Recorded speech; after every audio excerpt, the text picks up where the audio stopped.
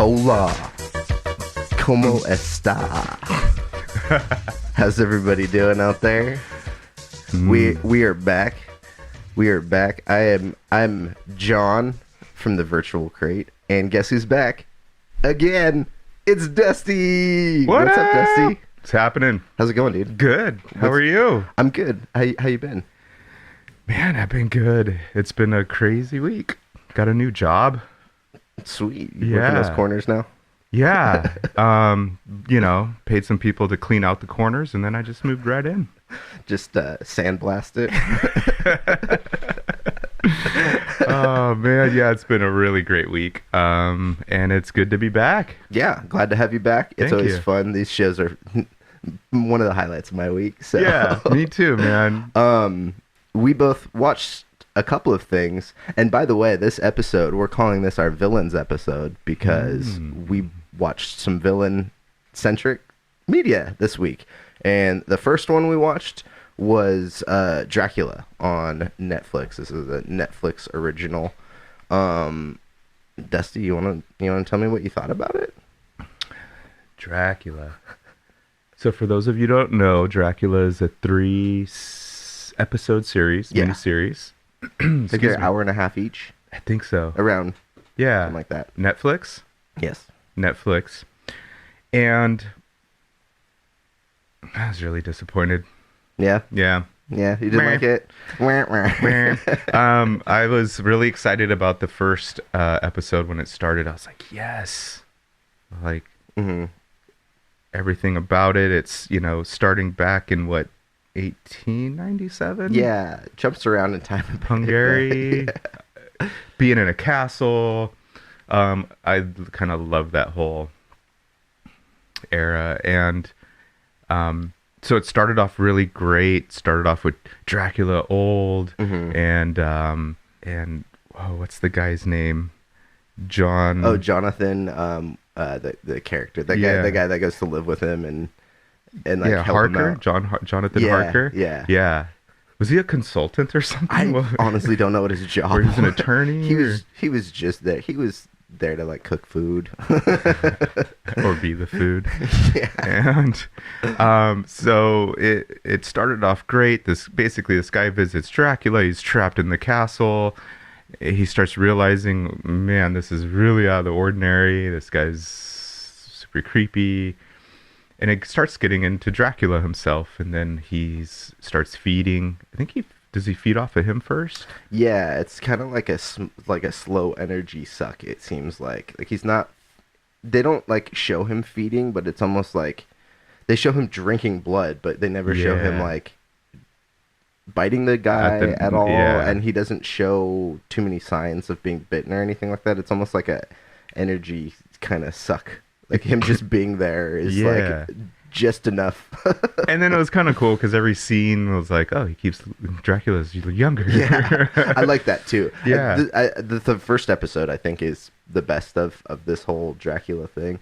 I did like this show a little bit more than you did, partly because I thought it was a weird take and they did some weird stuff. And particularly with that first episode, I think there was a really good balance too of kind of like there's not comedy in it, but there's an actress, Dolly Wells. She plays Sister Agatha. Yes. And then she plays her great granddaughter. Whatever the Zoe. relation is. Yeah, down the line. I've actually been a fan of Dolly Wells for a little bit. She was on a BBC show that I watched called Noel Fielding's Luxury Comedy, and that's a whole nother episode. That's a really weird show. And she plays a really funny character on that. But when I saw her in this show, that's actually the reason I decided to watch Dracula. It's like, oh, Dolly Wells is in this. Cool.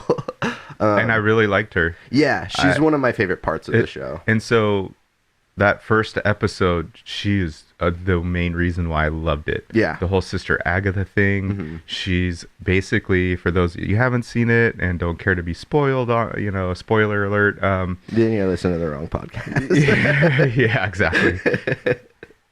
She's basically a nun, hence sister, and but she is not your typical nun. No, not at all. I mean, her like main goal in life is to hunt down these demons in a way and figure them out. And she did a bunch of research on Dracula, and the scene where they're in the courtyard with all the other nuns. Yeah, and that was he one of the couldn't best get in scenes. because she didn't invite him in, and that was kind of a rule. That whole scene. So I loved the first episode. Thought it was great. So I was really excited. And then second episode, they're on the ship, and I think they're going to England. Yeah. And that was cool. It was kind of a clue. Yeah, it was like who done it on the boat. Yeah, Sister Agatha, which was kind of funny because in the that kitchen, boat, like the set with the for the dildo. boat was. Yeah, that set with the boat seemed like relatively small, so it was like it seemed like it would have been a pretty easy mystery to solve. Yeah, but I mean, I did like that element of that episode. Yeah, it was still fun. And then the third episode, which was the final, started off okay, and then it just took a shit turn. And I literally watched that last episode maybe 4 times, but didn't finish it because I kept falling asleep or I got annoyed and I turned it off. Or you're like, there's still 2 more episodes left. So yeah, oh, I'm gonna skip this episode, and then I realized, oh, this is the last episode. Shit. And I was just thought, yeah, it took a turn. It went how many years ahead? I think does it go to present day? I think. Yeah. So 1897. Yeah. So yeah, you do the math. Jesus Christ. Numbers. For everybody out there, it's early on Sunday, and I had a long night. Yeah. You drive from Lompoc. You broke out of Lompoc first. Yeah. Doing 100 on the 1 to the 101. That's right. What up, CHP?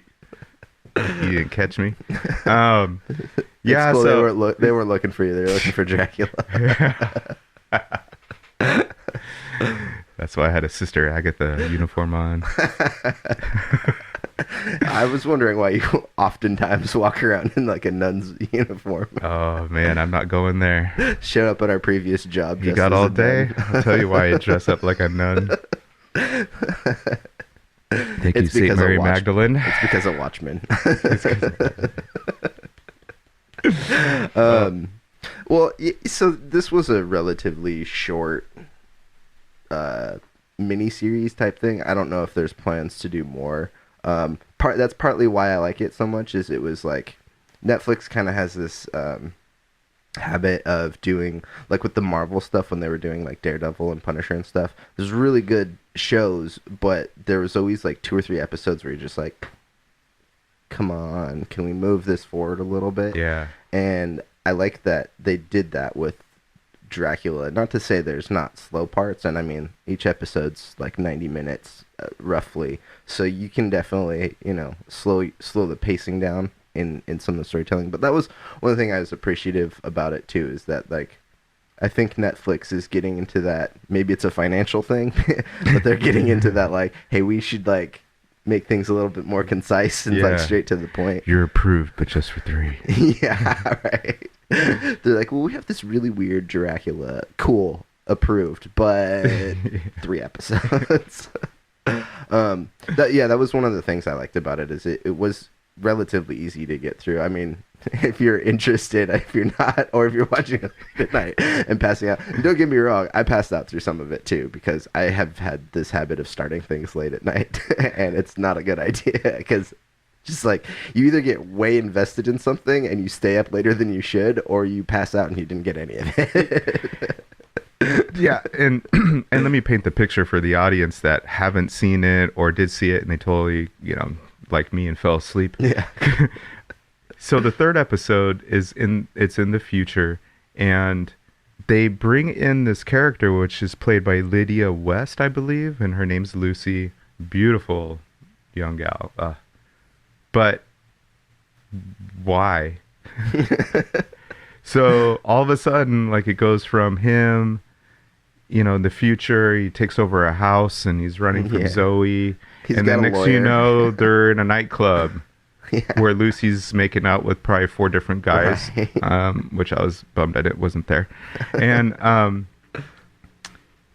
it goes into just her story. And then there's a dude that likes her, but then someone else proposes, and then he goes back. I guess so. The guy that liked her worked for the It's all coming back. This was Jonathan really Harker. confusing. Yeah.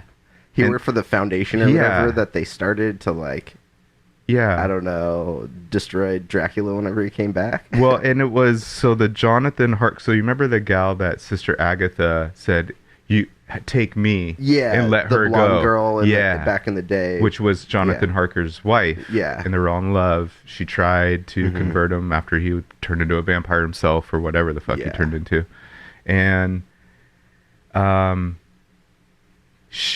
apparently after that, she went away and started this foundation. And the whole purpose of the foundation, because I guess she inherited money from her parents. And the whole purpose behind the foundation was to secretly hunt down and go after Dracula. And so, again, cool. So this dude moving forward, this dude goes back. He's all depressed and bummed. The girl doesn't like him.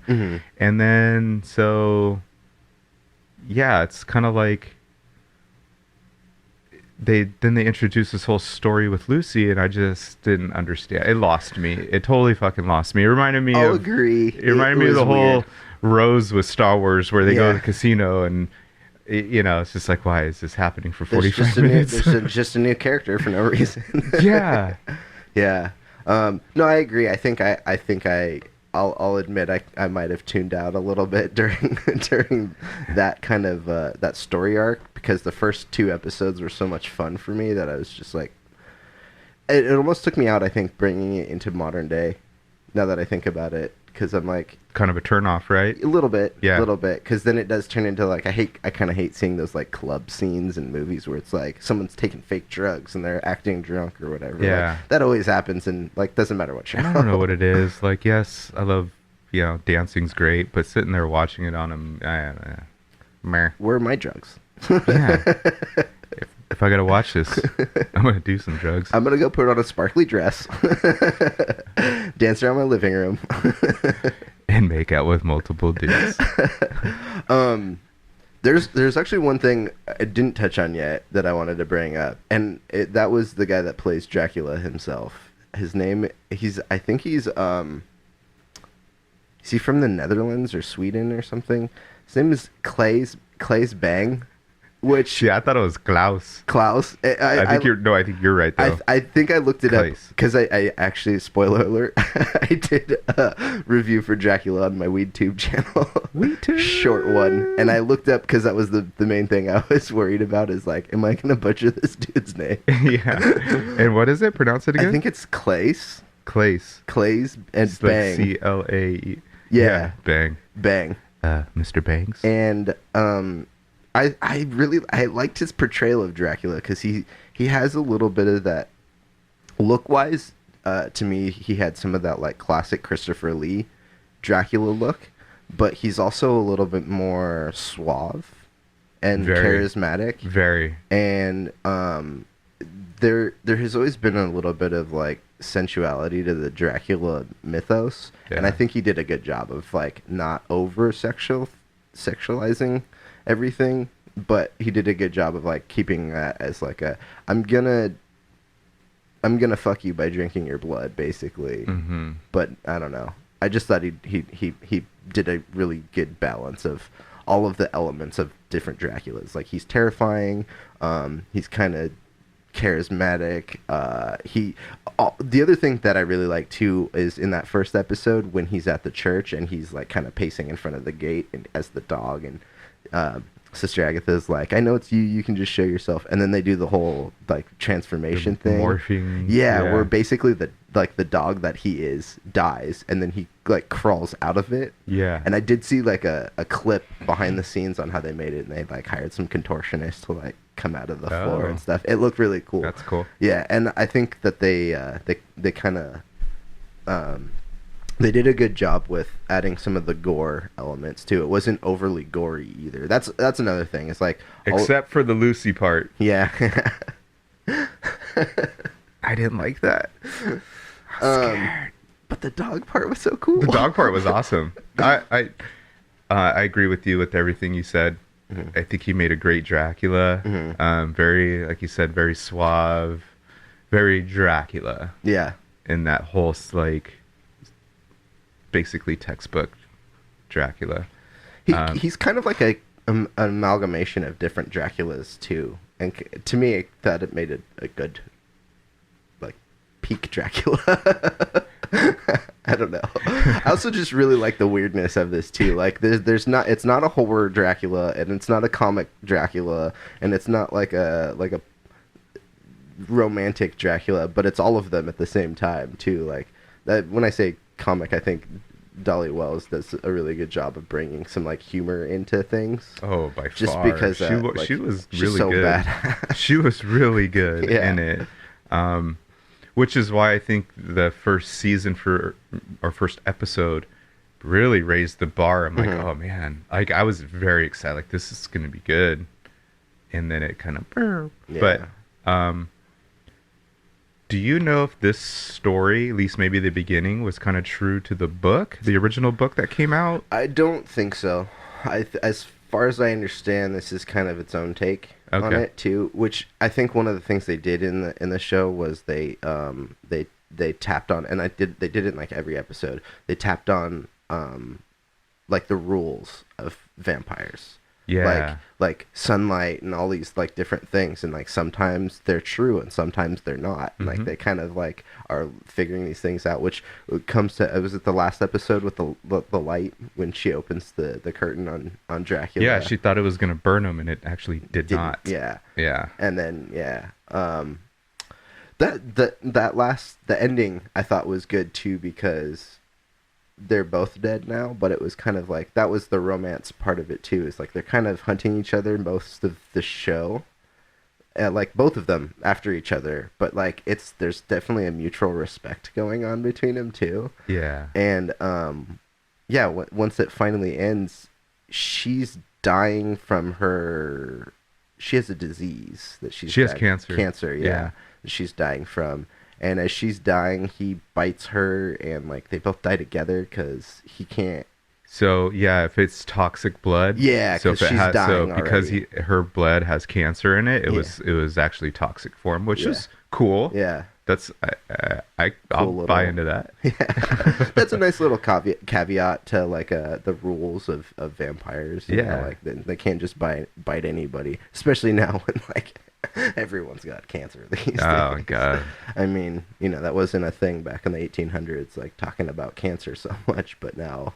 Right. But yeah. So now there's this new poisonous blood. Yeah, modernizes the rules that mutated over time. Vampires. Yeah.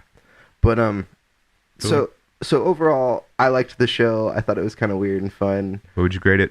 I'm not gonna give it an A. Because it definitely has. Because I'll walk out of here all mad. Well, it definitely has its issues, and I also am very aware that my taste in media can get weird sometimes. And so media or porn? It's the same.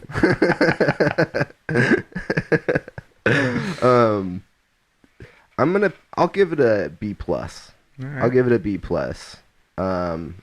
I liked the acting a lot. I think the dynamic between Sister Agatha and Dracula pretty much carried the show for me. And yeah, I don't know, just kind of some of the little like tropes that they played with too, the changing the rules, the whole cancer thing. I liked how they played with some of that stuff, and we're also kind of coming out of this age where we've had like all these terrible vampire movies. You've had the Twilight Saga. There's been all those like vampire shows, Vampire Diaries, and all this stuff. Look, I'm not trying to talk shit on anybody who likes those.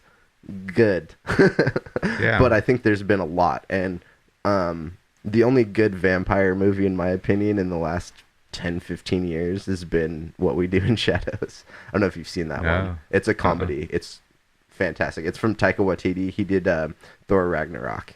Oh, okay. It was the movie he did before. One of the movies he did right before Thor Ragnarok, and it's a mockumentary about 4 vampires that live in a house together in New Zealand. It's really funny. They've spun off and done a show on FX now too, but it's really funny. I love both of them. The show and the movie is great. But Yeah, there's been a lot of trash vampire media for the Yeah. last like 10 years, and I think this is on the upper end of it for me. But yeah, B plus. All right. What do you grade it? C plus. C plus. Um, yeah, I agree with you that there hasn't been anything exciting in the Dracula world, in my opinion, in a long time. Mhm. And that's why this totally teased me because, Mhm. again, the first episode, I was like, okay, Yeah. I'm going to buy, I could buy into this. We're getting good, getting good. And then it just was kind of like, yeah, I fell off the deep end. So I drop it down to a C plus. So, If that Lucy storyline wasn't in there, it'd probably be a B. yeah, probably. Because it got me so sidetracked. I was so in tune with the Zoe, Sister Agatha, Dracula. Like you said, they were going over all these rules. Every episode had a rule of what he can do, what he can't do. And then it just took a turn and it lost me. And for that, I'm out of here. So there you have it, folks. Dracula. You should watch it because I said so. I'm just kidding. Fuck you, Dusty. You know what, man? Before you storm out of here, we have another thing we wanted to talk about because this is our villains episode. We've got another villain to talk about. DC movies has been, they've had their DC extended universe with Man of Steel, Batman vs Superman, Justice League, some of the movies that maybe we'll talk about in another episode. Yeah, because there's a lot of criticisms to be had over. I would love some to of because I know actually I like DC and not all their stuff's been great, but I've been a fan. I love a lot of their Superman Returns. I know a lot of people didn't like that one. I enjoyed the it. Brandon Routh one, the one that came out. Bryan Singer did it in like 2007. Kevin Spacey and yeah. That's an underrated movie. It's a lot of people didn't like it. Yeah. I thought it was really good. I'll say it probably sucks because there's not too much Superman stuff in there. It's pretty slow. Like the only like big thing he does is like that airplane, and he saves that airplane from crashing. But other than that, it's just like a real estate scheme movie. But no, I like Brandon Routh, and he I don't know if you've seen any of the DC shows on CW at all, but he reprised his role in the Crisis on Infinite Earths crossover this year I didn't see as that. Superman. It's super convoluted, and maybe off mic I'll tell you about it because there's 8 seasons of superhero shows to talk about. But he's on one of them, and in this like alternate universe thing, he reprises his role as Superman. Basically, it's kind of cool. Okay. But we're in the DC universe, and Warner Brothers decided to put out a villain-centric movie recently, The Joker. And this was Todd Phillips directed this. Todd Phillips did the Hangover movies and some other. Hi, I'm here for the gangbang. Isn't that him? In Old School. Because he did Old School, right? Or was part of it, but he was the one that knocked on the door. Is that him? When I haven't watched Luke Old School Wilson so long. got home early on a plane from San Diego to catch his wife in the gangbang. But I love Todd Phillips. He's really awesome. And I was really excited. I didn't know he did it until after I watched it. And this is a pretty big departure from some of his other movies. During when I saw his name on the movie. My bad. It's early, folks. First cup of coffee. Yeah, there's opening titles. They actually say who made the motherfucker. Starring. So yeah, Todd Phillips has a track record in comedy, mostly in his filmmaking, and then he cast Joaquin Phoenix in the role, who we'll get into all this here in a minute, but he did a great job with the character that was developed for this movie. Joaquin, who I understand is pretty picky about his. Yeah. He was actually the first pick for Doctor Strange, and he was in negotiations for a while. One of the first picks, but he was in negotiations for a while, and one of the reasons he didn't do it is because he didn't want to sign on to multiple movies. Oh. Yeah, he's pretty picky about that kind of stuff. Yeah. But I do think this is the kind of role that's a better suited for him too. This maybe one-off Joker Well, I type can of imagine the character. preparation, Yeah. the physical, because he Mhm. lost weight for Yeah. it, the mental. Mhm. Yeah, man, he brought it. He really, really decided to go for it. Yeah. I mean, I think there's a history of Joker actors doing that. At least the last three: Heath Ledger, Jared Leto, and Joaquin. Because Jared Leto was doing dumb shit like sending his cast members used condoms and dead rats and stuff in the mail. No Like, way. no, totally. He was like, "I'm getting in the role." I'm like, "What Joker comic is that from?" Yeah. Like, when does he ever send a used condom to somebody in the mail? Come on, dude. Fucking, What the fuck? yeah, whatever. Anyways, I'm looking forward to Morbius. What did you think about Joker? What were your first thoughts about it? The Joker. So I watched it recently. I didn't see it in the theater, and so by the time I watched it, I've heard a lot of noise. I heard it was really amazing. Also, people said, "Oh, it's a little slow, but it was amazing." And then I heard a lot of people it's terrible. And then I also heard how concerning it was on basically glorifying mental illness and someone flipping off the handle and going crazy. And guess what, society? Get the fuck over it. This ain't the first fucking movie Yeah. that someone goes ape shit. Yeah. And you know what? There's mental health issues in this fucking world, and if you're gonna blame it on a movie, then you're just lazy. Yeah. Go fuck yourself. Yeah. There's more to it than that. And I'm sorry, what about all the Saw movies? What about all the fucking scary ass movies out there?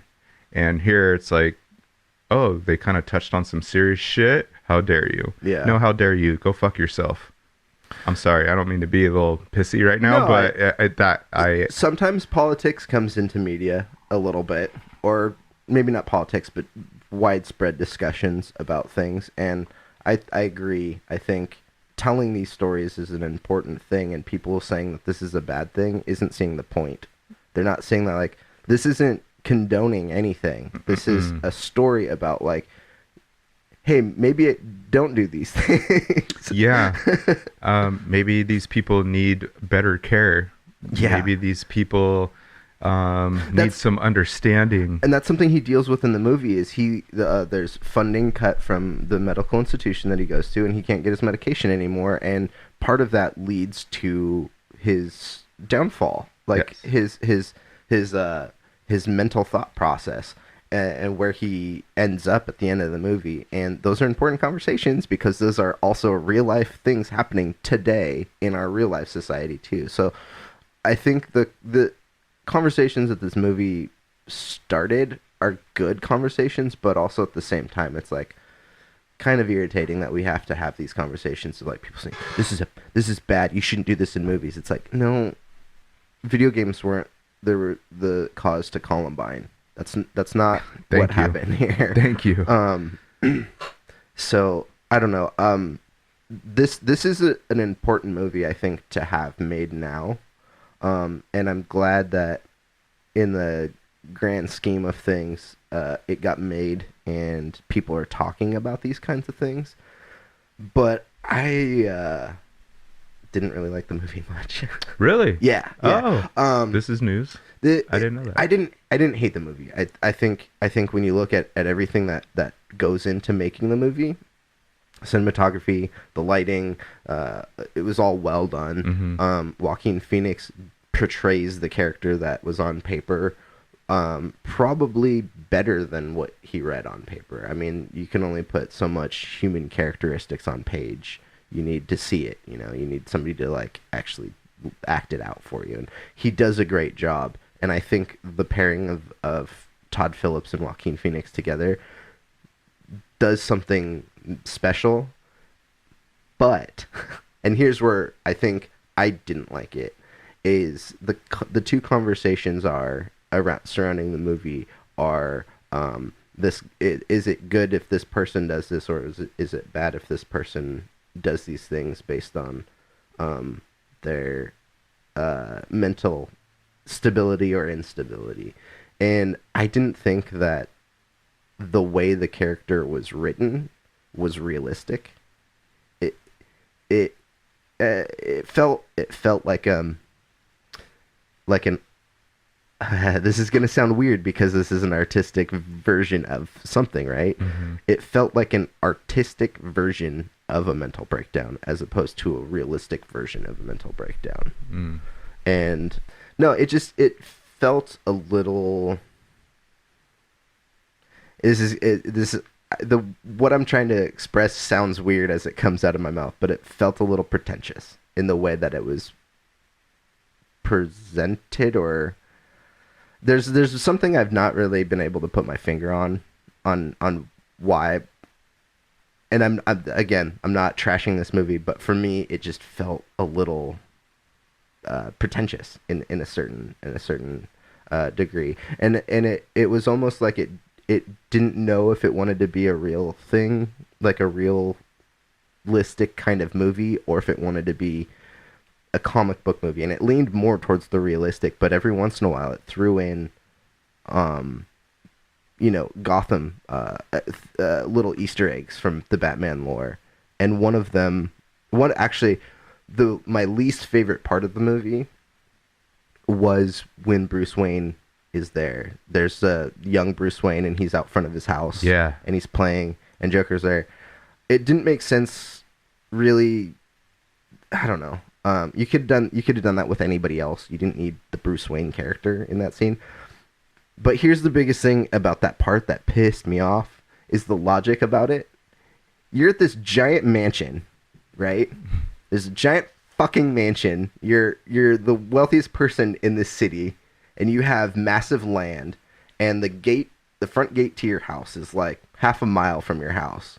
You put your kids' fucking playground right at the front gate of your house. Was there a playground right there? That was where he was like hanging out. It was like a tree right by the front gate. And it was like, you're like a billionaire who cares about your privacy and protection, and you put your kids' playground right next to the front gate where people can, like the Joker can just come up and grab his face like he does. Like, what the fuck?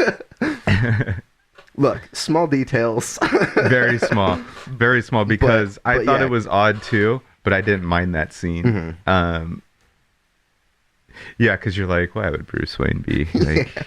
He'd be in his basement playing video games with a bunch of hookers, crying about something. Crying about one day I'm gonna listening to Dashboard Confessional. So I didn't mind that.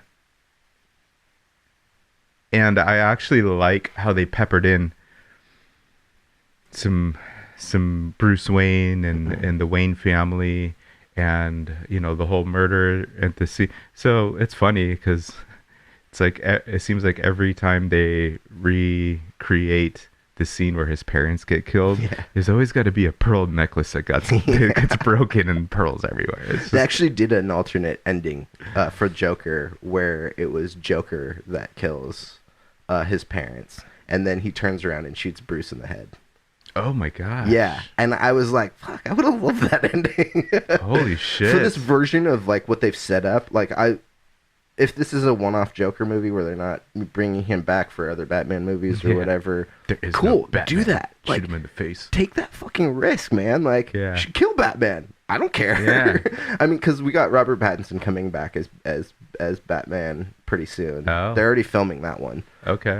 So probably the end of the year, beginning of 2021, we'll see a new Batman movie that's not the same continuity as this Joker movie. But yeah, man, I don't know. I really liked it. I loved how it showed, again, like you mentioned, him going to his public provided therapy sessions, whatever it was, therapy plus him getting medication, from that getting taken away from him to finding out he's adopted. Mm-hmm. And then the creepiness of like, him too close with his mom, giving her baths, when she pretty much seems capable of doing it herself. I just wanted to keep her company. Yeah. To getting hosed at work, getting bullied at work. Yeah. Got bullied at work. being set up at work with that guy gave him the gun. Yeah. And then just how painful inside he is, the scenes where he laughs, but he's laughing, but he's not laughing. He's laughing because the way he laughs, it's like it hurts him. Yeah. I've even heard Joaquin Phoenix say that is he doesn't like to do it because it physically hurts him because it comes from like such a deep place in his gut that he like fucking you could hear it. Yeah. And he's like the gut to the throat, and it's it's like the way he's almost like he's coughing but laughing. And yeah. So you see that like brewing, you see it just marinating and brewing and just like a ticking time bomb. Yeah. And then the whole thing with Robert De Niro. Oh yeah. Robert De Niro. I really liked Robert De Niro in this. I thought it was really cool how even when they shot him in the face. Spoilers. Fucking A, dude. That scene was creepy. Yeah. It was really well done. Yeah. And it was so creepy, and I wasn't sure where they were gonna go with it. Didn't think he was gonna shoot him. Thought maybe there was a chance. Mm-hmm. But when he shot him, it was like, oh, they went there. Yeah. And but even before that, like how he went to his dressing room to introduce himself, and they talked a little bit about, and you see the kindness in Robert De Niro as a character, and he's excited to have him on. He's a little concerned, but hey, we'll call you the Joker, man. Yeah. Like, yeah, let's do this. Let's have some fun. Like, you just sense like he's just like, let's. And then for it to take the turn that it did, it went dark quick. It got deep in that whole scene. I'm one of those that when it's awkward moments in movies or whatever, I kind of cringe and like hide and cuddle. Like I want to watch, but I don't. Yeah. That whole scene was that awkward. It was just awkward for me, but I thought it was really well done. And I thought it was really good. I thought it was different. I thought it was good. I loved the cinematography. I loved the way that just everything was shot, the colors, his outfits, the way he painted his face. It was brutal. I wouldn't recommend it I'm pretty sure my nephew saw it. He's 9. Oh wow. And I don't know if I'd recommend. R. I think it's rated R. Yeah, I don't know. Maybe he did or didn't, but and if he did, whatever. I'd definitely show my 2-year-old nephew who just came in here. Right, we'll just tape his eyelids open and be like, "Watch this." They're like, "What are you doing? What are you doing?" Showing you real life, kid. I was excited. I would rate this an A. An A. An A.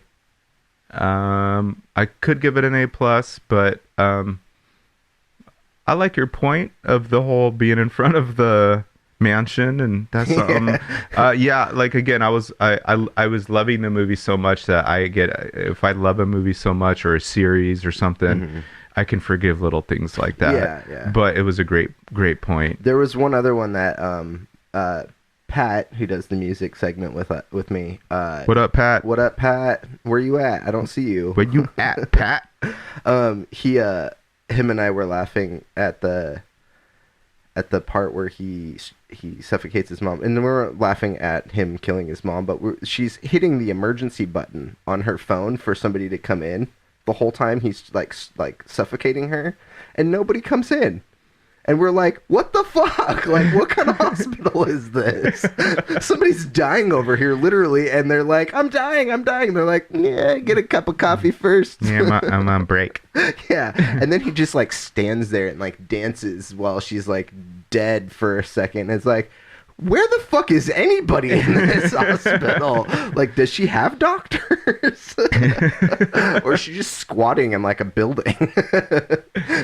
But okay, so for me, I forgive stuff like that in these types of worlds because great point of the Heath Ledger. Oh, Heath Ledger. So that Batman, Dark Knight. Yeah. Okay, Dark Knight. So yeah, the hospital was cleared because he's said there was a bomb in it. But when he goes into Two-Face, Harvey, and let's do some, call some Sarnak. He's got the wig on. Hi. You hate me right now. Why? Shouldn't there be a last security guard with a gun rolling through there? I mean, the whole place to himself in a big ass hospital. So I that's a good comparison. But in these worlds, I'll forgive little things like that because it's total, It caters to the narrative scene of like, it doesn't matter who's in the hospital. He's killing his mom, and it's changing him. Just let it happen, John. Yeah. Just let it happen. It's fucked. It's fucked up. But you brought up the Robert De Niro scene. That talk show scene is actually kind of a classic Joker thing from the comics too. So I think it's in the Dark Knight Returns comic. He goes on to a talk show, and he kills the host on live TV in the comic too. Oh, I didn't know that. So that does happen. It is a comic book thing, but they did play this really well, and it's weird because this was produced by Martin Scorsese. The Joker was, and really, yeah, he was attached to it. I think initially he was rumored to direct it, but then he backed out, and he had something to do with. I think it was his production company. Oh, but he didn't do it. He didn't direct it. Oh, okay. But he had producing credits on it, and the thing about this movie is that it is basically two Martin Scorsese movies put together. It's The King of Comedy, which is essentially that storyline with Robert De Niro when he just wants to be on TV and whatnot. That's essentially The King of Comedy. And then the whole like kind of mental breakdown of the character as well is basically Taxi Driver. So a lot of people were comparing this to it was almost like a blueprint of Taxi Driver. Again, people like all scared about the movie. Well, Taxi Driver came out in the 70s. Yeah. Guess what? Yeah, a long time ago. It didn't create Al Qaeda. It didn't create Columbine. It didn't create, and you know what? If there was kids running around with guns, well, fuck you, parents. Do your goddamn job. Yeah. Sorry. Yeah. Do your fucking job. It's no one else's job to raise your kids for you. Oh, you're not bonding with your kid? Well, don't buy him a fucking AK-47 and think that's a good way to bond with your kid. Nerf guns are okay. Got one right now in my pants. So, it's a dart stuck producing to my forehead. credits. Guess who's on here? Who? Oh, God, he's dreamy. Podcast world, if I was gay. Bradley Cooper. Oh, yeah. Yeah. Yeah, I did remember seeing his name on there. Yeah, good for him, man. That dude's killing it. Good old Rocket Raccoon. Yes. That hung himself in his garage after a concert. Stay away from that booze, Bradley. Yeah. So, yeah, what any final thoughts on the Joker? For me, it was really good. It was fun to watch a comic book movie that was different. I enjoyed it. I was totally entertained. Mm-hmm. Thank you, everyone that was a part of the Joker. I really enjoyed everything about it. I did catch some of the messages where I did feel it was touching on whether that was the intention or not. I loved how it touched on some mental illness because it's what's sadly a huge, we're in a time, so like we're talking about Dracula, we're in a time where when he fast forwarded to present time, he was tripping out in just a regular house, and he was like, God damn, you guys, you have so much stuff. Yeah, you're living better than kings lived back in 1897. And she was like, this is junk. yeah, exactly. And fuck, where was I going with that? I don't know. Shit. I lost my train of thought. I'm sorry, folks. So to just wrap it up, I enjoyed them touching on the mental health, illness. I think it's a big issue. Modern touches, I think, is where you're going. Modern touches. Yeah, I had something else. I fucking lost it. That's all right. Anyhow, Well, he'll be I on lose a other lot episodes. of things. It's a story of my life. I've done this in other podcasts where I've had like points of things I wanted to talk about, and then I just like didn't bring them up for Damn it! whatever reason. I felt it was good too. I was really I was going there. I'm sorry, but anyhow, I really enjoyed it. I was really happy with it. I'm cool with it just being its own thing too. Like, don't spin off of it. I'm cool with that. If it spins off of it, all right, good luck. Yeah. We'll see where it goes. And let me ask you a question. Do you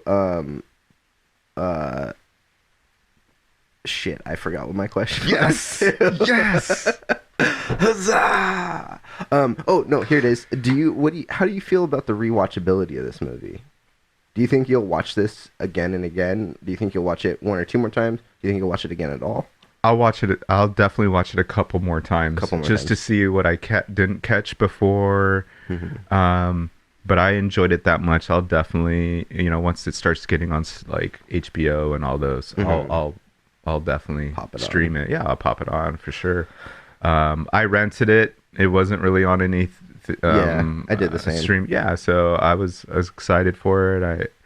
I was glued to the screen and I was entertained, and that was fun. Yeah, that was a fun movie. I think for me, it's probably going to be one of those movies that I'm not going to rewatch on my own, but I'll probably watch it if somebody's like, "Oh, I haven't seen the Joker," or somebody just watching it for the first time. I don't know that I'd, or maybe we're like in a year, 6 months down the line or something. They announce some more Batman news or something like that, and you and I want to retouch on the Joker, revisit it to see if my opinions change or your opinions change or anything like that. Because guess what, people? That happens. Opinions change. Yeah. And I like movies I hated when I first saw them, and vice versa. So if you care about top 10 lists, even though I did too, they're never going to be the same because they constantly change. So yeah, I'm gonna probably not rewatch it as much.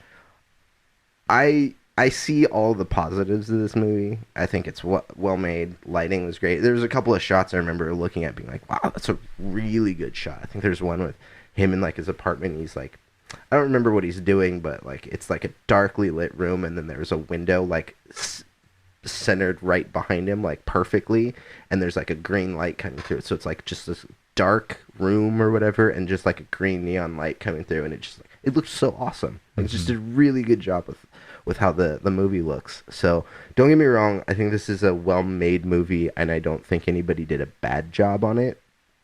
But I think for me, the portrayal of a certain type of character wasn't done the best. I think some of those other movies we mentioned, like Taxi Driver, I think accomplished the goal of that a little better. Or what was that? Is it Michael Douglas, Falling Down? Did you ever see that movie? Don't know. It's like he just has a bad day and he goes on a killing spree.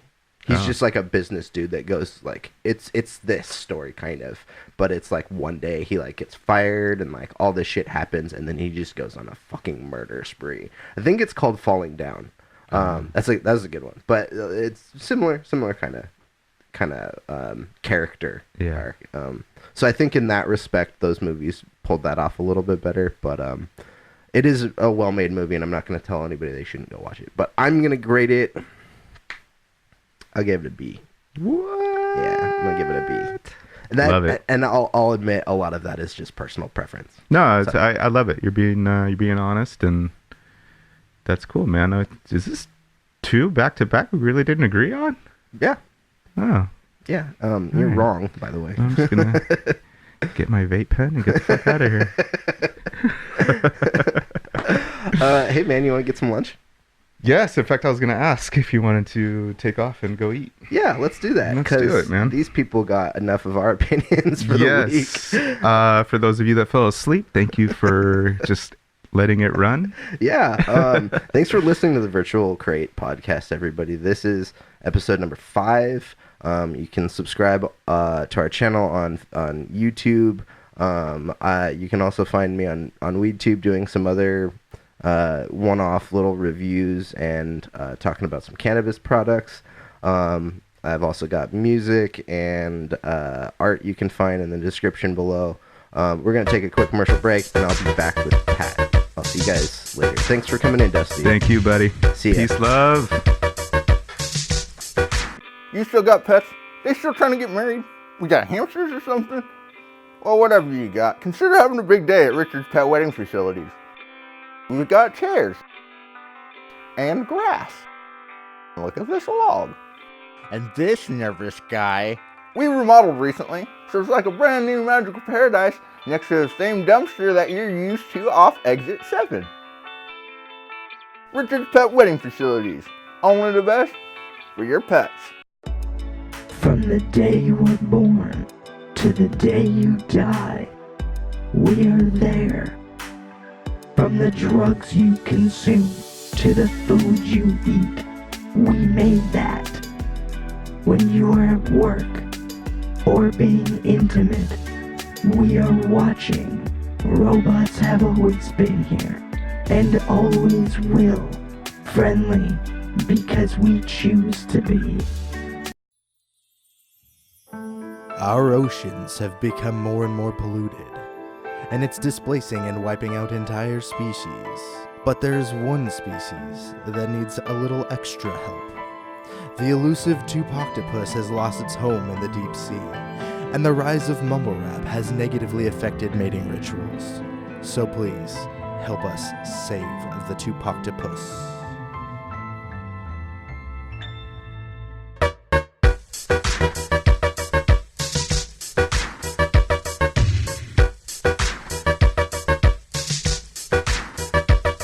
And we're back again.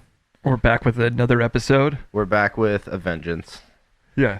That's the name of this episode. Virtual Create Podcast, episode 5. Die Lard with a Vengeance. Back with A Vengeance. Pat's here with me. How's it going, Pat? I'm good. Yeah. How's everybody out there? How are you? Yeah. You leave a comment. Let us know how you're doing today. Like and share this video. And We don't actually care how you're doing, by the way. that was messed up, Pat. Just I care. we care more about transparency. I care. I care a lot. Pat doesn't. So don't like and comment his. Yeah. But you can like and share and comment on the. I feel bad now. You made me feel bad. I was just being honest. Your comment was mean, and you should feel bad. Your comment was bad, and you should feel bad. Anyways, fuck you, everybody. I'm just kidding. We want to talk about music, and really, we hate to start it off this way, but we got some deaths in the family. We got some, not in our the real the greater family, musical family. Yeah, in the greater musical family. A couple of people died recently. Of note. Yeah, some big people here. The first one we had pass away on us was the drummer from Rush, Neil Peart. Yeah. Legendary drummer, one of the drummer gods. Yeah, he's one of those musicians that's on that top tier of iconic, talented musicians. There's always the like frontman, Jimi Hendrix, Jim Morrison, stuff like that. But like in the grand scheme of musicians, like all drummers want to be Neil Peart. True. Pretty much. He's the gold standard for drumming, and he died at 67 years old. And what was it? What did he die from? It was brain cancer. I remember reading it was brain cancer. Yeah, that's tough. Yeah, I think it's obviously something he's been dealing with for a long time. So it's a bummer. Neil, we're gonna miss you. There's a lot of music. I haven't listened to Rush a lot since I was younger. I had my kind of later high school years and early college years. I was in a lot more of that kind of I guess you would concept-y like cock rock. Sure, yeah. I mean, really, we all grew up listening to Rush at some point. You couldn't turn on a classic rock radio station without hearing some Rush. one of my personal favorites is "Working Man." That's a great song. And I know I remembered hearing an interview with him one time about he was talking about being one of those kinds of musicians that like writes really hard music. He's like, it kind of sucks being that kind of musician because then you have to play that like perfect song, that like super technical song every time you play it live. And he's like, yeah, I hardly ever nailed Tom Sawyer, which is one of like a really hard song that they did. It's just kind of funny to hear those kinds of things, because I think a lot of people miss some notes. When you see a band live, there's stuff you're missing, or bands are not hitting the right notes. Or understandable. Stuff. Yeah, totally. Not to say he was sloppy. When you see a band live, and especially a band like Rush, where you're most likely you're going to be pretty familiar with their music, you want to see some improvisation when you see them live. Yeah. You don't want everything to sound exactly like the recording. Yeah, I prefer to see, like, if you're gonna be as good as your recording, but also kind of experiment with it. Like, that's Mars Volta did that, and Rush had a reputation for being one of those kinds of bands too. There was another death in the musical world, and this one was Gang of Four guitarist Andy Gill, and he was 64 years old when he passed away, and he died of pneumonia.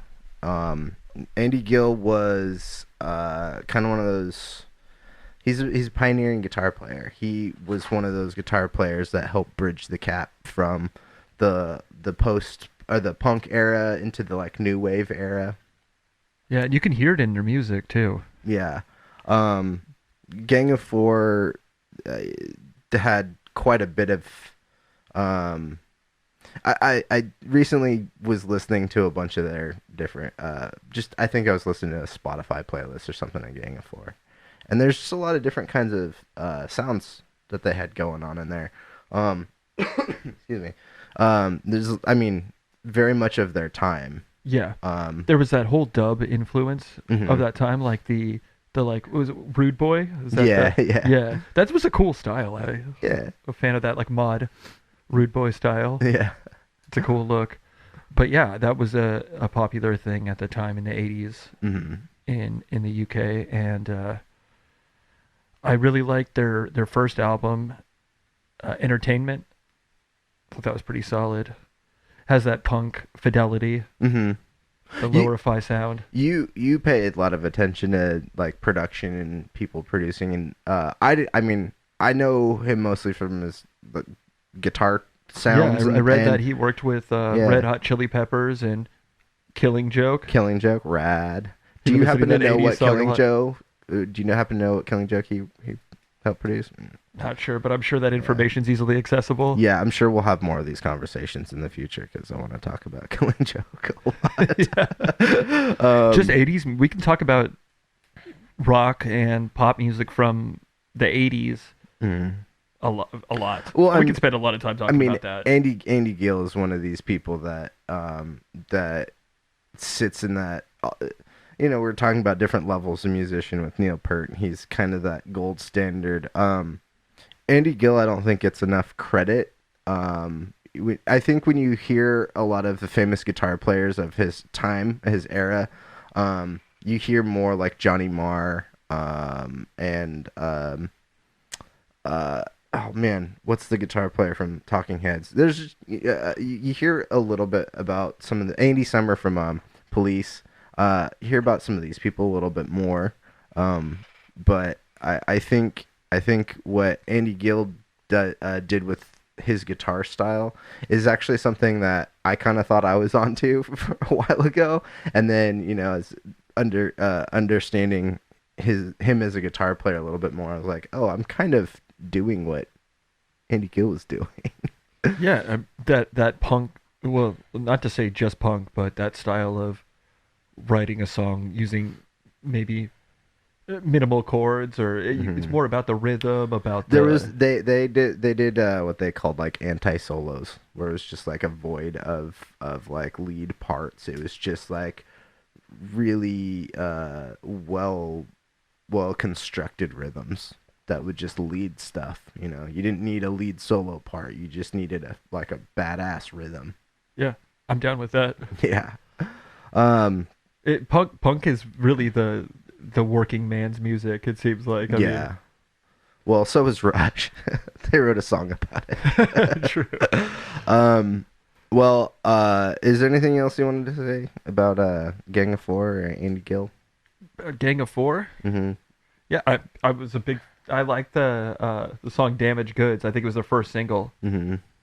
But they had a good sound. You weren't as big of a fan when they were a Gang of Three or Gang of Five? I think Gang of Four, the name came from the Chinese government. Ah. The Gang of Four was like Mao's. That was his Fantastic Four. Yeah, exactly. Yeah. That was his superhero. Andy Gill was faction. Kind of the Mr. Fantastic of that group, the Gang of Four. Yeah. You put it into those terms. He stretched his arms out to hit those off chords, crazy notes. Yeah. Yeah. Well, he was like the Thundercat of his time. Well, Andy Gill, Neil Peart, we will miss you. Thank you for your contributions. Thank you for everything you've done. There's definitely a bit of a void in not just the music world, but the world without your voices around. So we salute you. Moving from the somber news, we've got a couple of reunions coming up. Yes, we do, and one of them is big. Apparently, I just read this as well. Gang of Four was a big influence on Red Hot Chili Peppers. Yes. And back in the news, Red Hot Chili Peppers, haven't really heard much from them recently. I guess we could say it's not really a full-on reunion because they never really stopped being a band. They just had a different guitar player. Yeah, but Josh Klinghoffer, and now they've got John Frusciante's come back, and so that's their classic lineup too. When you think of Chili Peppers, you think John Frusciante and Flea. Yeah, I mean not the original lineup because Hillel is no longer with us, but yeah, John Frusciante has been in and out of the band a couple of times now. And I really like John. I'm a fan of his solo work. Oh yeah, his solo stuff is good. Really melodic and Murders. Moody. Yeah, that's good. That's so good awesome. Stuff. I think he got into electronic music for a little while. Yeah, he was doing that. Some acid house type stuff, which is just I random. think it was like one record or something like that. Okay. I didn't hear it, but I remember when it was coming out. Yeah, he had some sort of moniker. I'm trying to remember what he went as. It was. Yeah, I can't remember either. But he did a lot of work with, well, I guess both him and Flea both did work with the Mars Volta and a lot of stuff with Omar Rodriguez Lopez. One of my favorite YouTube videos is the three of them just, there's no drums, it's just the three of them sitting there with two electric guitars and a bass, and they're just ripping it, and it's awesome. But Flea's picking style is amazing, I think. Yeah. Just watching him work, the way that I don't know. It's like he's got such a solid rhythm down. Yeah, it's amazing. It's like just precision. You know, he started on a trumpet. That was his first instrument. That makes sense. Yeah, makes sense when you listen to their music. He's a big fan of Dizzy Gillespie, from what I understand. Dude, if you've seen Dizzy Gillespie play, it's amazing. I get dizzy watching Dizzy with his cheeks puffing out. Mm-hmm. Well, it's where you stir your marshmallows. I don't know if you know that. You store marshmallows on one side and cotton swabs on the other side to keep your mouth dry while playing trumpet. Is this life hacks? Life hacks. Is that a real thing? No. It should be, though. We need a sponsorship. Stay Puffed. Stay Puffed Marshmallow. Stay Puffed Marshmallow Man. Stay Puffed. Yeah. Stay Buff. Stay Buff Marshmallow Man. So the Chili Peppers are reforming. What do you feel about that? How do you feel about that? I don't know. I mean, I think it was kind of amicable between Klinghoffer and the rest of the band. Yeah. But it's weird. So doing some research, I've found some history. It started off that Josh and John Frusciante were playing in a kind of like in a band together. Mm-hmm. And they were working on Frusciante solo stuff, and he kind of just released that under his own name with him as a contributing musician. I think Klinghoffer also was a backup guitarist for, or he was in the backing band for Gnarls Barkley. Mm-hmm. Yeah, He's got That's pretty cool. They had a good band back when they toured. That was a cool... He was also in another band called Dot Hacker. I think that's his band. Yeah, Dot Hacker. right. That's right. They like his solo stuff, I believe. There's I remember a handful of years So he's a ago talented listening to a couple dude. of those and liking them. He's absolutely a talented guitarist. Really talented guitar player. He's got a great sound. I'd like to hear. Sure, he'll be fine. I'd like to hear newer Dot Hacker. I'm sure he made plenty of money touring with the Chili Peppers. I'm sure. I kind of wonder. I'm not, starting rumors or anything. I'm kind of wondering if maybe this is why John Frusciante's coming back to the Chili Peppers. I don't know what's. You mean that maybe Klinghoffer wanted out? No, I think maybe John Frusciante maybe wants a bigger paycheck. Because reunion tour with and I'm not speculating he's doing it as a money grab, but I mean, the way I see him making music is he seems to leave and do his own thing for a while, and then come back and do big concerts and make a big paycheck, and then kind of go off to do his own thing again. That's right. But when he comes back, it seems to be when they release some of their best albums, or yeah, I guess so. I guess I haven't really liked the Chili Peppers record since Californication. But that was Frusciante. Yeah, I know. Yeah. But that was also like 20 years ago. It was 20 years ago. Yeah. A little over 20 years ago. But I didn't realize that some of their first albums. Mm-hmm. I didn't realize that some of their first albums were had those covers, like the Higher Ground cover. Uh-huh. That's a great song. It's a Stevie Wonder classic, but yeah, I always liked their version. That was Hillel. Yeah. I didn't realize that. For some reason, I thought it was John Frusciante. Yeah, no, they he had came in later. Kind of a similar style, I guess. A little bit. Similar sound. But Chili Peppers are chili. I mean, Flea's bass and everything. Like they both have a little bit of that reggae style, like rock reggae style playing, like accenting the downbeat. Yeah, I think it would be the upbeat. Hard to say who would be a better guitar player, because John Frusciante just had way more of a career than Hillel had the opportunity. Hillel was really young. Yeah, when he died. And so, I don't know. I'll be interested to see if what Josh Klinghoffer does. I did like some Dot Hacker stuff back in the day, so hopefully he updates that a little bit. You know what I would be excited to see from the Red Hot Chili Peppers is more Flea acting. Yeah. Needles. Big Lebowski too. Yeah. Needles in Back to the Future too. Yeah, that's right. That was maybe one of the first things. You know what? I saw him in. Actually, now that you bring that up, there's that John Turturro Jesus movie that's coming out soon. I wonder if Flea's gonna pop up in that. That would be awesome. That would be so great. He should pop up as like a member of his bowling team, just a different character. I'm fine with that. Totally, yeah. He's no nihilist this time. He's like super. He moved on. He's super religious. He's super rich. He went from being a nihilist to to being Flea in the Chili Peppers. He works on Wall Street now. He works for Joel Osteen. Yeah. So in the next this would be the actual reunion show that's happening, because this band actually did break up, but we got Rage Against the Machine coming back, and this was announced in November that they're coming back, and they're going to be headlining Coachella. Yeah, and I believe it's the first night, Friday night. And I think this time they're actually working on new material, because when they came back, what year was that? I went to go see them at that Rock the Bells. 2007. 2007. Yeah. So Pat bought these tickets to Rock the Bells. Yeah, I don't know what the hell I was thinking. And I ended up buying them all. I was living in San Diego at the time, and this concert was in San Francisco.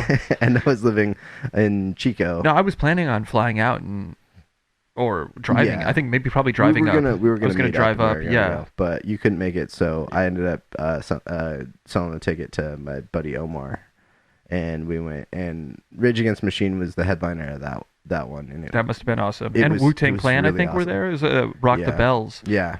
So you had a bunch of who else did you see? We smoked a blunt with Casual in the audience. That makes sense. It was great.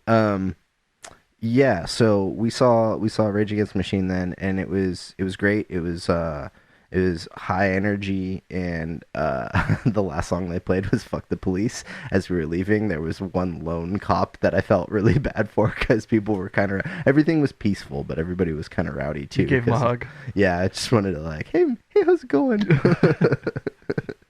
Can I play with your gun? Yo, dude, you want to buy any weed? Yeah, right. We were in San Francisco, so I mean, come on. That's acceptable in San Francisco. But yeah, so they're getting back together, and I hear the word is they're actually going to be recording new music because when they got back together in 2007. They were supposed to record an album, I believe. Yeah, but they didn't. It never happened. They just toured a bunch basically, which is fine. But after they reunited last time, I read something that somebody was sick of all of the X Factor winners in the UK. That was like their American Idol kind of thing. They were all like going to #1 around Christmas. So this guy started a campaign to get Killing in the Name to #1, and it works. Nice. Nice. So it's #1 in the UK over Christmas, 2009. This is perfect. Yeah, that album came out in like what 93 or something. Yeah. So what do you think about Rage getting back together? Are you a Rage fan? Absolutely. Yeah. The first few albums. I think the first time I heard them was in '96 after Evil Empire came out. I heard Bulls on Parade, and I was just like, wow, this guy's sounds really pissed off. Yeah. What's up with this guy? He got bug up his butt. He hasn't really changed either, which I appreciate. I heard him on that.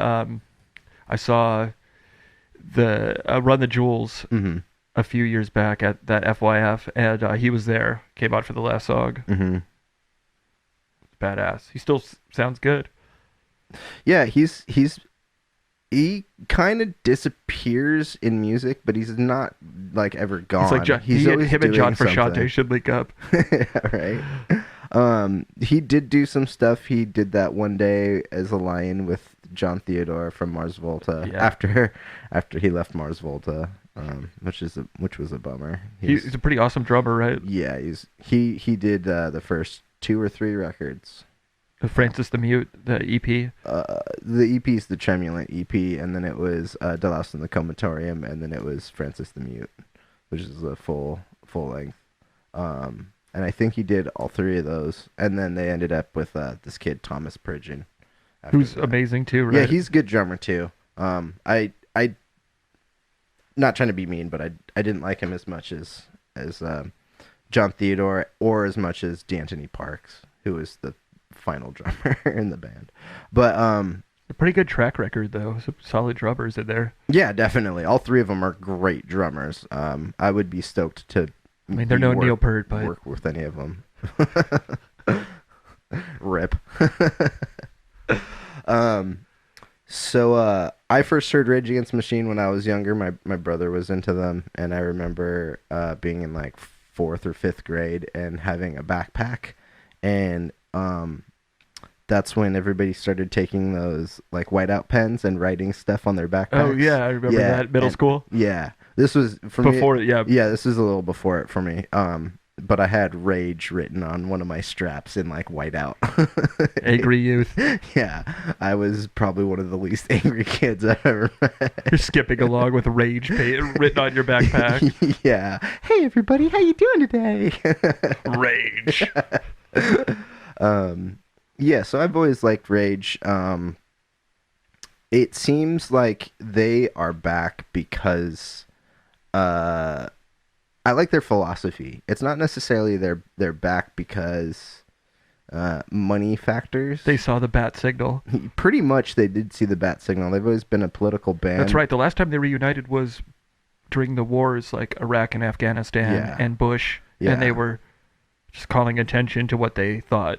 And I appreciate a band not making music because they don't have anything to say, and it seems like they have something to say again. We live in kind of weird political times, and I think some may say frightening times. Yeah. And I think their voice might be needed in music right now. And I'm interested because I don't know that I think Rage Against the Machine's music holds up for me, but I don't know that their style of music is gonna necessarily hold up for a new generation. So I'm interested to see what it's gonna sound like when they end up putting it out. Because Tom Morello is one of those guitar players that kind of pushes the envelope with sound a little bit too. He's done some awesome He's stuff. done some great stuff. Yeah. Have you heard any of his stuff as the Night Watchman? Did you listen to any of those records? I didn't. No. I'm sure he's got cool. I also haven't heard very much, or I think I've seen maybe he's performed on like some late night stuff, and I caught a performance here or there. But yeah, he's always an interesting dude to listen to, and to listen to speak. He's a pretty smart guy. He's had a couple of other bands. There's been Audio Slave, right? Yeah, Audio Slave, and then did he have a band? Was it? There was one that was Prophets of Rage. Rage, yeah. Yeah, with Be Real and Chuck D from Public Enemy. Just a bunch of dudes who are pissed off at. Yeah. They were pissed off about losing best rock video to Limp Bizkit. So they're gonna climb. So their drummer climbed that scaffolding. Remember that? Yeah, that's pretty badass. I mean, not very much cool stuff happens at the MTV Video Music Awards. And honestly, fuck Limp Bizkit. Yeah. Fred Durst, I've heard, is a solid director, though. You know what? Nothing against them as people. I don't know them as people. He wasn't the best rapper. I've never liked any of their music. Let's be real. music. He wasn't the best rapper. No. Well, I didn't really like any of their music. I think if you kind of... They're not same kind of rock. That's music that does not hold up well. No. I think compared to Rage. That kind of music, Rage's version of rock rap is just gonna... It's more timeless. I mean, it's just done way better. Yeah. We really didn't need Limp Bizkit at the time. Not to say that they were bad musicians, though. I'm pretty sure that Wes Borland, I think was his name. Yeah, he went all guar. He was a pretty solid guitarist, though. Yeah. He and I think he was in some other bands or like fronted other bands, but after Limp Bizkit. But then he like got back together with Limp Bizkit at one point, and it was like he looked like he was straight out of Power Band 5000. Nice. You know what though? Maybe he was. It was weird. Maybe he just got back from Mars. I mean, you never know. He just got back from the MTV Music Awards. That's right. So he's been stuck there the whole time. He just pops up every now and then at the Video Music Awards. He's just hanging out with Ben Stiller. Just catches Kanye cutting Taylor Swift off. Yeah. Wes was there for all of it. Wes knows. Hashtag Wes knows. Wes Borland. Is that his name? Yeah. Wes Borland. No relation to Al Borland from Home Improvement. Richard Karn. So Rage Against the Machine's coming back. You looking forward to it? I'm excited about that. Yeah, I would probably go and check them out live for sure. Especially if somebody was just like, "Hey, Pat, here's some free tickets," I'd be like, "Hell yeah!" Cool. I wouldn't necessarily like. So you're totally willing to spend a ton of money for those free tickets, huh? It's not a deciding factor. Not a deciding factor for going to Coachella or anything like that. But I would definitely check them out if given the opportunity. Boatchella. Boatchella sounds way better. Yeah. That's what Firefest was supposed to be. It's just 4 days of boat names. I don't know who wouldn't want to see that. Boat names, by the way. There's probably only 2 people listening to this that aren't in this room that might know what boat names are. Boat names is one of our side projects with, with our friend Ian. Just to hear Ian on the SK1. Yeah. That would be... Just to get him down. Like Ian on the SK1 with like a cat sound. I was just going to say, with the cat keyboard. The Meowsic from last episode. We're bringing it back. Meowsic is one of my favorite pieces of music. Maybe 1 or 2 people know what we're talking about when we say Meowsic. Hey, so I got to ask you, because last week we did the NAMM. The NAMM. Do you know if there's any updates to the Meowsic? No, I don't think so. Why? If it ain't broke, why fix it? Exactly. Well, they could add a MIDI to it. That's about it. They could. I mean, we could too. They can add a Juno chorus to it. Just something ridiculous. They can add a Roland tape echo built in. Well, until my brother and nephew leave, I have my nephew's dog guitar that I got him for Christmas. That's just like all dog sounds. Yeah, I'm still working on getting enough points to get the Dave & Buster's acoustic guitar. I'll let you guys know as soon as I do. Dave and Buster's and their point system. I'll somehow translate that. Oh, you could play it on air, Dude. When I get it. Why doesn't Dave and Buster's run this country? Their point system is amazing. Are you sure you know what you're asking for? Probably a lot more skee ball. Yeah, the problem is you're gonna have to like complete these games to do anything. You want to go? Actually, maybe not too bad. You have to complete. You have, the like shooter basketball game. Absolutely. That game is amazing. You have to win high score every morning before you go to work. Yeah. And if you don't, then you don't go to work. That sounds awesome. Right? I'm terrible at that game, so that works out well for me. Also, here's a Shirley Temple. Yeah. And some wings. So, David Buster's, yeah. I mean, our economy would be top notch, but everything would be super expensive. You have to pay in credits. You'd just get like a card. It's basically the system everybody warned you about. When you were a kid. I think what we're gonna do. We're gonna. I think if Dave and Buster's was around the country, they would probably have Anthony Kiedis in charge of the education department. He'd be giving it away.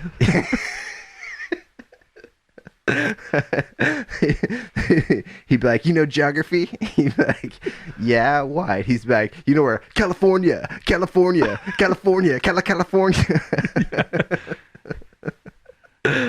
Man, Anthony Kiedis he's made a career off of essentially doing the same thing. Yeah. Which is awesome. I'd like to make money doing stupid stuff like that. Speaking of making money on stupid shit like that, I'm going to call this the episode. Pat, thanks for coming in. Anytime. And what I meant about buying stupid shit is, hey, Pat and I have some music that we've made. We put out a record called New Pants, NUPANTZ. And you can find it on Spotify and Apple Music, and where else did we have it? Napster. Just to stick it to Lars Ulrich. All the mainstays in music streaming. Make sure you buy it on Napster, because I believe we actually get more royalties from Napster. This is a true statement. We do actually have music, and I was gonna tell you, and I'll tell you this on air right now. We are less than like 20 play. We're about 30 plays away from 1,000. Get us to the 1K mark. Let's get us to the 1K mark, folks. Also, I have art you can buy on t-shirts and cups and bed sheets and bath mats and all kinds of weird stuff on Society 6. You want a skeleton on your dog's food bowl? Check out Society 6. You want an eye patch? Oh, they don't do eye patches, but they should. You want a car? Me too. They don't have those on Society 6. Let's get Society 6 to do car decals. That would be amazing. Oh my god. Until then, just buy a t-shirt. Yeah. So thanks for listening, everybody. Pat, thanks for coming in. Subscribe, like, share, all that crazy, stupid stuff that we do these days. And until the next episode, we'll see you then. Goodbye.